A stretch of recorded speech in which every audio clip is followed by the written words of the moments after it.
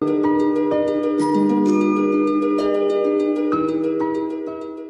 का अर्थ है जीवन और आयु संबंधी विशिष्ट ज्ञान ही आयुर्विज्ञान है।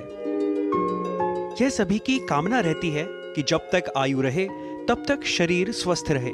शरीर के लिए क्या हितकर है और क्या अहितकर है, इसका अनुमान सभी के लिए तत्काल कर लेना संभव नहीं है। इसलिए अनुभव और अनुसंधानों के माध्यम से हितकर और अहितकर के ज्ञान के लिए उसे संकलित, संरक्षित और व्यवस्थित कर परंपरागत रूप से आयुर्विज्ञान के रूप में लिखा गया। आयुर्वेद चिकित्सा की सबसे प्राचीन पद्धति है। वैदिक काल से प्रारंभ हुए इस सैद्धांतिक उल्लेख और विधिवत प्रयोग को आयुर्विज्ञान माना जाता है। इस शास्त्र के प्राचीन आचार्य सुश्रुत कहते हैं, आयुरस्मिन् विद्यते अनेन वा आयुर्विन्दतीति आयुर्वेदः, अर्थात जिसमें आयु के हित अहित का विचार किया जाए तथा जिसके उपदेशों से दीर्घायु की प्राप्ति हो सके, वही आयुर्वेद है। आयु के अंतर्गत शरीर, इंद्रिय, मन तथा आत्मा का संयोग माना जाता है और जब तक यह संयोग अवस्थित है तभी तक जीवन भी है। अथर्ववेद में मानव के समक्ष आए हुए शारीरिक तथा मानसिक संकटों के निवारण के लिए प्रार्थनाएं भी दी गई हैं। वेदों के बाद इस ज्ञान को विधिवत संचारित करने में अनेक संहिताओं का योगदान रहा। इनका काल आज से लगभग 3000 वर्ष पूर्व माना जाता है।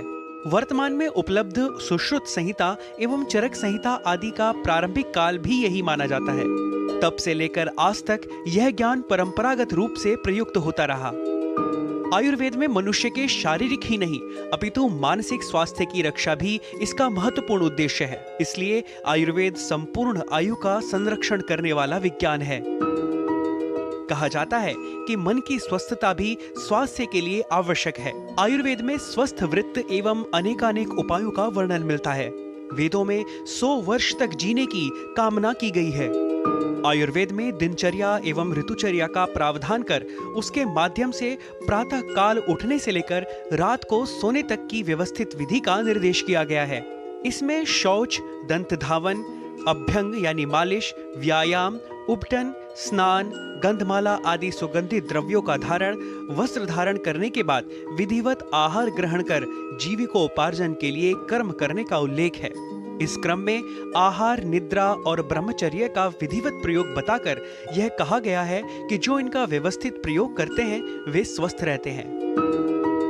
अथर्ववेद में रोगों के नाम, लक्षण, औषध द्रव्यों एवं रोग निवारण हेतु उपायों के बारे में विस्तार से वर्णन किया गया है। इसलिए आयुर्वेद को अथर्ववेद का उपवेद कहा जाता है। इसको स्वतंत्र रूप में विकसित करने की परंपरा में अनेक आचार्यों, ऋषियों एवं शोधकर्ताओं ने अनुभव एवं ज्ञान के आधार पर आयुर्विज्ञान संबंधी सिद्धांतों की स्थापना कर इसके प्रायोगिक एवं व्यावहारिक पक्षों को ध्यान में रखते हुए सैकड़ों वर्षों के प्रयास के बाद स्वतंत्र शास्त्र के रूप में इसे आयुर्वेद के नाम से स्थापित किया।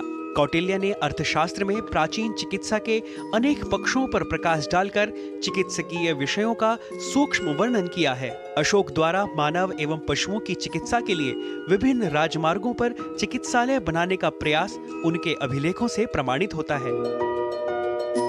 आयुर्वेद में संपूर्ण शारीरिक, मानसिक और आध्यात्मिक स्वास्थ्य को संतुलित रखने की दिशा में वर्णन किया गया है। यह प्राचीन भारतीय चिकित्सा पद्धति तो है ही, साथ ही प्राकृतिक उपचार, आहार, ध्यान, धारणा आदि का उपयोग भी बताते हैं। ये विभिन्न प्रकार की चिकित्साओं, जैविक और रासायनिक पदार्थों और योग जैसे विभिन्न उपायों का एक समृद्ध विज्ञान है, जिससे व्यक्ति स्वास्थ्य और समृद्धि को प्राप्त करता है।